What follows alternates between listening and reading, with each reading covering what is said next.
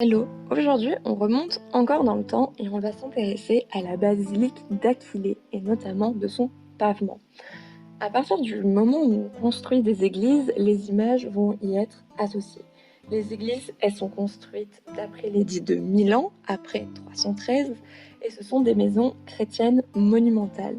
On n'abandonne pas les influences antiques, ce sont les mêmes maisons de mosaïque qui y travaillent et ils adaptent la commande aux nouvelles demandes. Évidemment, donc le Moyen-Âge vient après l'Antiquité, ça tu n'es pas sans le savoir. Et évidemment, la transition, elle se fait pas d'un coup net comme ça. Évidemment, on va retrouver des influences antiques au début du Moyen-Âge, puisque évidemment, la transition doit se faire petit à petit. Ici, ça va être le décor du sol de la grande basilique. C'est une église très ancienne qui est dirigée par l'évêque Théodore et son nom est d'ailleurs placé dans un médaillon. Le monument est fait sous la demande du peuple. Ce pavement, c'est la mosaïque la plus ancienne que l'on connaisse. C'est un immense pavement couvrant l'ensemble du sol qui est composé de motifs de poncifs avec des animaux, ce qui ne change pas par rapport à l'époque romaine. Au cœur, on trouve un décor maritime avec de nombreux poissons. C'est encore très courant dans l'art romain. La grande scène maritime, elle permet de séparer les deux espaces et d'avoir une ornementation plus soigneuse dans le cœur.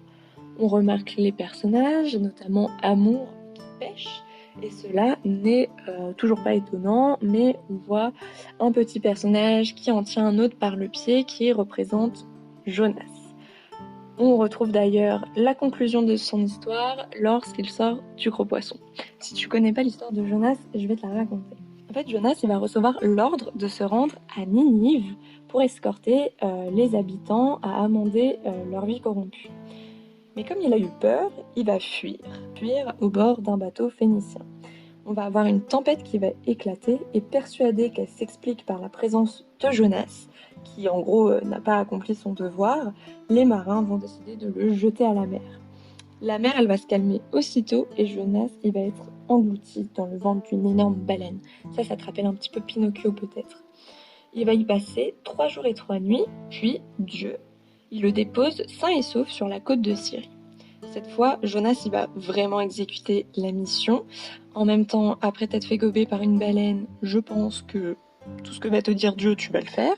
Du coup, impressionnés par ça, les Ninives, ils vont se repentir. Et du coup, comme il a accompli sa mission, etc., Dieu va le pardonner. Sauf que Jonas, il est un petit peu choqué de cette indulgence. Et il va décider de sortir de la ville et de se réfugier sous une hutte de feuillage à l'ombre d'un arbre. Dieu, il est un peu en mode « Attends, je l'ai pardonné, il a fait la mission que je lui ai donnée, franchement on était en bon terme, et là il refait le rebelle, du coup il va le punir. » Et en fait il va faire sécher l'arbre sous lequel s'est réfugié Jonas, qui du coup va avoir une insolation. Voilà, donc ça c'est l'histoire de Jonas. Et ça nous permet en fait de voir la collaboration des artistes romains avec des commanditaires chrétiens. Cette scène, elle est vraiment réservée pour les clercs, ce qui veut dire que les fidèles en fait, ils pouvaient pas forcément la voir. Du coup, on a une nouvelle question, c'est que le placement et la signification deviennent un détail important et en fait l'image, elle peut pas être vue partout, c'est librement. L'effort du décor va se reporter sur les murs et l'effort intellectuel de la composition et de la conception vont surtout se retrouver sur les décors muraux. On sait que le décor de mosaïque était accompagné par des peintures murales qu'on n'a plus aujourd'hui, qui représentent un jardin très riche avec des animaux. L'édifice, il était entièrement décoré, mais on ne sait toujours pas ce qui se trouvait en haut des murs, avec toujours les thèmes et une complémentarité technique, mosaïque au sol et peinture murale. On y retrouve aussi du stuc, donc je vais te montrer un peu ce que c'est, qui permet en fait de faire des décors aux murs qui sont très peu coûteux.